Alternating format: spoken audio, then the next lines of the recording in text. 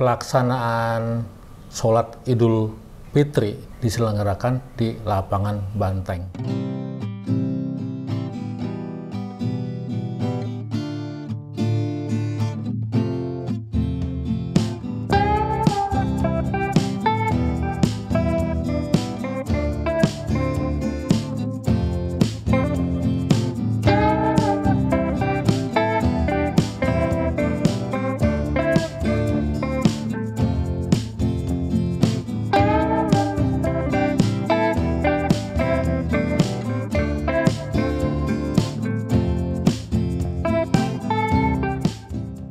Masih berkaitan dengan tema Idul Fitri, saya akan bertanya kepada Pak Chan.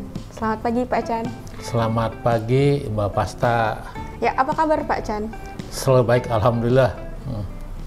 Ya Pak Chan, saya mau tanya, sebelum ada Masjid Istiqlal, itu pelaksanaan sholat Id itu yang menampung sebanyak 1.000 orang itu dilaksanakan di mana ya Pak?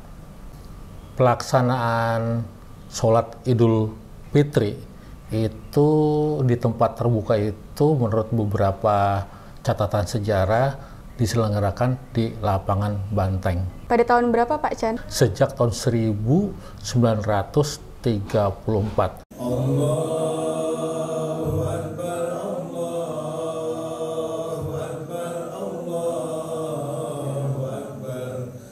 Tolong dong ceritakan suasana pada sholat Idul Fitri pada saat itu. Diselenggarakan di tempat terbuka, itu tetap dalam pengawasan pemerintah Hindia Belanda. Dan ternyata dihadiri sholat Idul Fitri itu sekitar 3.000 orang.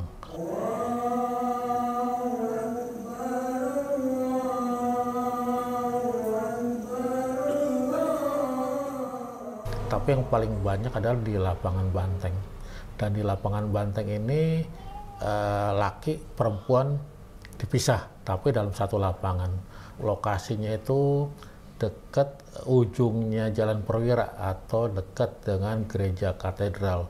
Miring dikit ya, karena arah kiblatnya ke arah situ. Dan itu disebutnya lapangan Sparta ujungnya. Jemaah sebanyak itu dari mana aja Pak Chan?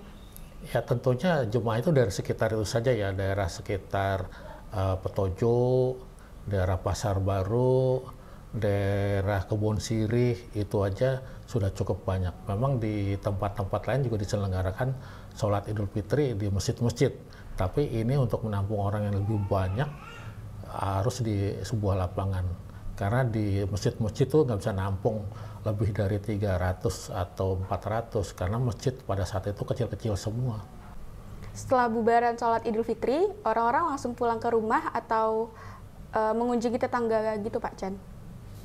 Ya kemungkinan nggak langsung pulang ke rumah ya, jadi mereka itu tetap di lapangan Banteng itu bersalaman-salaman, terusnya juga ya bercerita apa yang bisa diceritakan di situ karena silaturahmi itu diutamakan. Tapi setelah sampai di rumah tentunya juga semua harus silaturahmi dengan keluarga. Itu ngapain aja Pak Chan? Ya sudah barang tentu mereka juga merencanakan jalan atau keluar rumah, dan keluar rumahnya itu ternyata nyekar itu adalah berziarah ke makam para saudara-saudaranya yang telah mendahului. Itu mereka datang ke situ semua pada hari Lebaran pertama, dan kemungkinan pada hari Lebaran setelah siangnya mereka juga menyekar ke makam-makam keramat, terutama makam keramatnya itu di daerah Luar Batang atau Pasar Ikan yang sekarang ini. Mereka pakai baju baru atau enggak Pak Chan? Yang pasti mereka pakai baju baru, dan baju barunya itu tentu untuk orang yang mampu ya beli, tapi ada juga orang yang nggak mampu karena situasi ekonominya kelas bawah, jadi mereka mau nggak mau menggadaikan perhiasannya atau barangnya ke pegadaian dan dapat duit ya. Dari situ mereka beli baju baru buat anak-anaknya.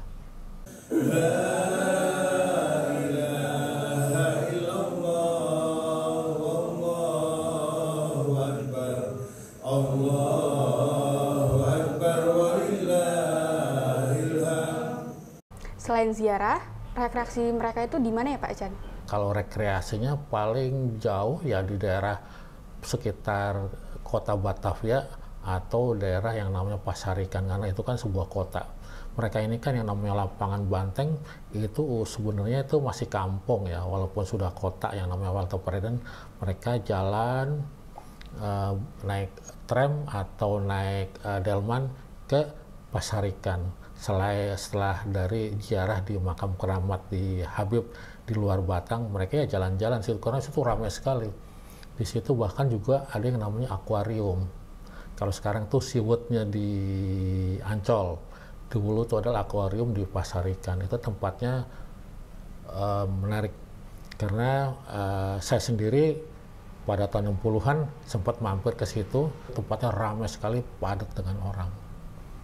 Dan Pantai Cilincing itu terlalu mahal karena Pantai Cilincing itu lebih banyak orang-orang yang berada, sedangkan orang-orang yang kelas bawah nggak sanggup ke sana. Karena Pantai Cilincing itu kalau misalnya rumahnya di Kuitang atau di Kebun Sirih ya harus naik kendaraan, itu jauh sekali. Semoga Pak Chan sehat selalu dan tetap upload video. Ya. Terima kasih ya Pak Chan. Sama-sama Mbak Pasta.